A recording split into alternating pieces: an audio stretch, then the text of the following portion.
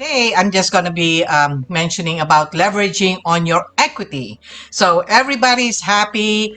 All the homes that, whoever owned properties up to this time is enjoying a surge of equity in their home. Okay. So we're so busy refinancing, catching out, doing home improvement. But what do we need to do at this point as our lady here, our CPA lady here is saying all these changes in our taxes. I'll be covering a little bit of that. Okay, so first of all, strategies on how to buy a home or investment property. So the buying first. A lot of people are saying, how can I buy? Okay. So these are like key pointers that I want to say to you. Decide a location. Why? Because when you decide the location, you have to basically know the budget. Okay? The budget, the convenience, the purpose, why you want to live there.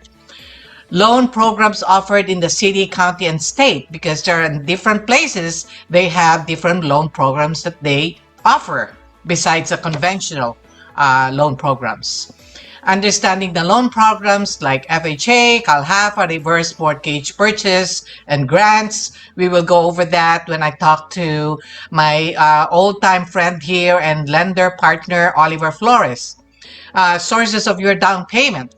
You have to be very creative on sources of down payment because there are different ways to find a source of down payment, not just your savings or your equity from the previous home that you sold. Okay, so another thing is your long range plan or your intention, what you want to do. Okay, so um, next slide.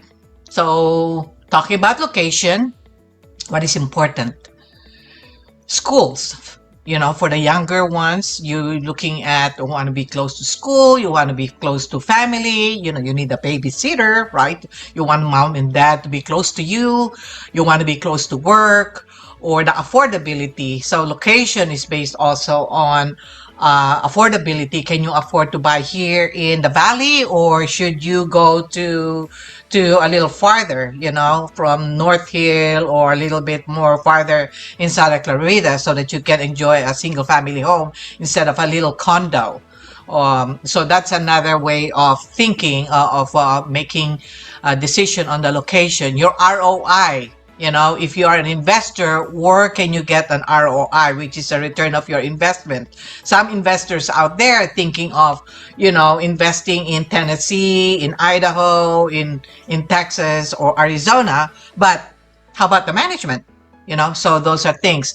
What's the trend in the place that you moved? Like for instance, here in Sherman Oaks, a lot of homes are older homes. So a lot of homes are owned by sellers that have been here for more than 20, 30 years. So what's the trend right now? What's the age? If you go to West Hollywood, there's a younger age. So that's all, those are things that you want to consider. So, talking about conventional loans and reverse mortgage, since we are talking, our topic today is leveraging on your equity. How are you going to use that equity you have, or how are you going to produce equity? So, if you are a first-time home buyer, there is a way of getting a loan. The conventional way is to get a 3% to less than 20%, so that you don't have to pay private mortgage insurance.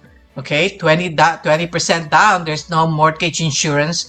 But if you are going to do the less than 20%, you have to be ready to pay PMI. It's called private mortgage insurance, which assures the lender that if you just in case defaults, they are covered, on a foreclosure. FHA is a very popular government loan program that is, it's a federally backed loan program for lower income buyers. There's benefit on a CalHFA, a loan program that provides down payment and closing cost assistance, and it is a silent second. We will expound on that a little later.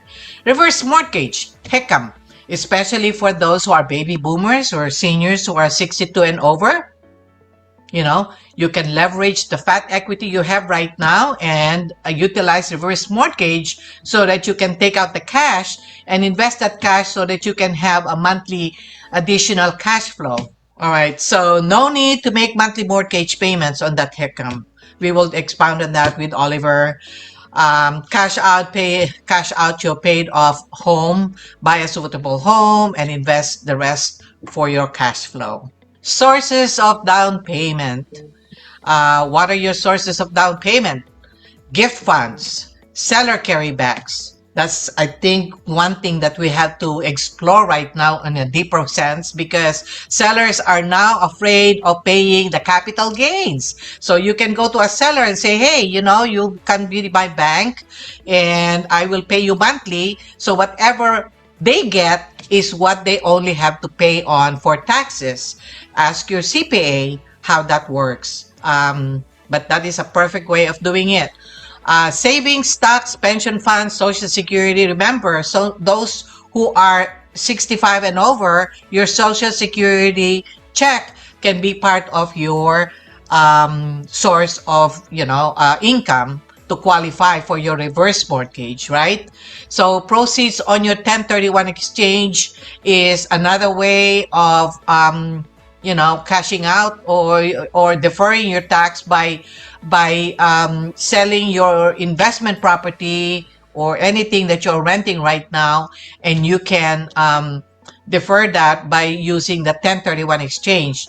There is a neutral party who does the 1031 exchange. So usually the realtors who would know how to assist you on doing that when it's time for you to sell your investment property.